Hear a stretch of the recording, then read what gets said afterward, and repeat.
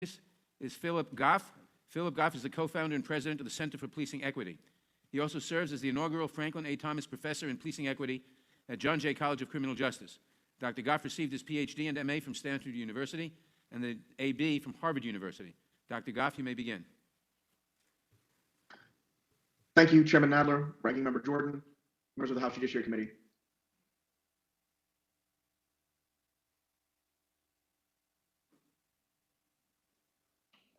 I want to say that we mourn with you. And to Mr. Floyd, I want to thank you especially for your powerful witness in front of this body and the entire country. I offer my deepest condolences for the circumstances that made your presence here necessary. I want to say that your words have moved a nation that was already mourning with you. To everyone gathered, it is my honor to be back before the committee to provide testimony on policing practices and law enforcement accountability. My background and training are in behavioral science. I am the inaugural Franklin A. Thomas Professor in Policing Equity. I was a witness for the President's Task Force in 21st Century Policing, a member of the National Academies of Sciences Committee that issued a consensus report on proactive policing, and was one of the 3 leads on the recently concluded Department of Justice-funded National Initiative for Building Community Trust and Justice. But I am likely best known for my work with the Center for Policing Equity, a leading research and action organization focused on equity and policing, and my testimony today is in that capacity. CPE maintains the National Science Foundation-funded National Justice Database, which we understand is the largest collection of police behavioral data in the world. Our work focuses on combining police behavioral data, psychological survey data, and data from the U.S. Census to estimate not just racial disparities in police outcomes, such as stops and use of force, but the portion of those disparities for which law enforcement are actually responsible and can do something about. I have to say that what we have seen in the streets of the United States over the past 2 weeks nearly defies description. Some have called it massive protest, others have called it a riot, others have called it a revolution. What I am confident is that what we have seen has been larger than the incident that sparked collective outrage and is still tearing at the fabric of our democracy. What has spilled out onto the streets of this nation is even larger than our grief at the brutal extinction of George Floyd's life and the life of the 1,000 citizens per year killed by police, a number that has not changed significantly since newspapers began cataloging those numbers in 2015. What we're seeing on the streets of the United States is a past due notice for the unpaid debts owed to Black people for 400 plus years.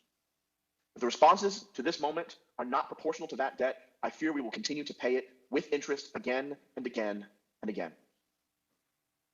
Turning to the complex issue of police reform, I applaud the work of Chairman Nadler and Congresswoman Bass for putting forth a comprehensive proposal to rethink how we best hold law enforcement accountable to the ideal of equality.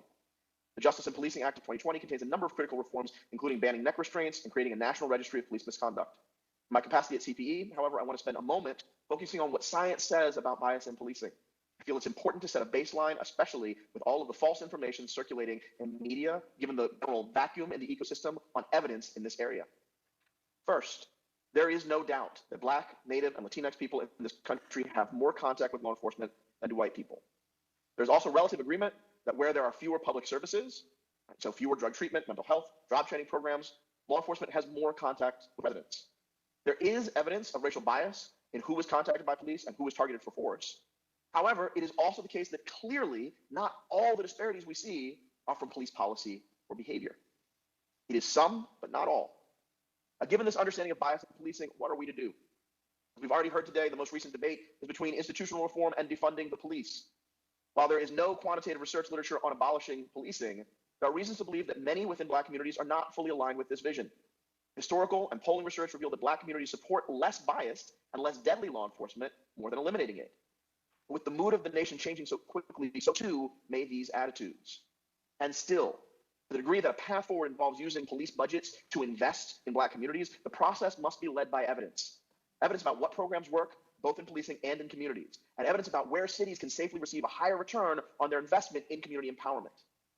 And regardless, there is no need to wait for a decision on police budgets to invest in our most vulnerable communities. Wherever the country lands on police budgets, we can all agree that communities that have the resources to solve their own problems and do not need to call the police in the first place are safer communities that are better equipped to realize the American dream. There is no reason to avoid this obvious truth, and there is no reason not to act on it now.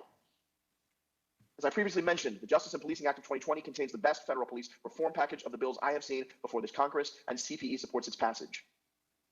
Many of our partners in law enforcement, the chiefs, who are experts on public safety, support many of its provisions, especially the federal ban on neck restraints and the implementation of a national registry of police officers who have been fired for misconduct. These reforms are long overdue, and such common sense reforms should be enacted immediately. Thank you very More specifically and briefly, I want to emphasize the need for a national registry of police officers who have been fired for misconduct is a reform that will increase transparency and the public's trust in law enforcement agencies. Doctors and lawyers, those tasked with protecting life and liberty, as officers have to do both on their jobs every day, those, along with many other professions, are required to be licensed, and their employment data are shared across state lines by appropriate entities in appropriate ways. Without such Thank a you, registry for law enforcement- Dr. Goff. Your 5 minutes have expired. Our next witness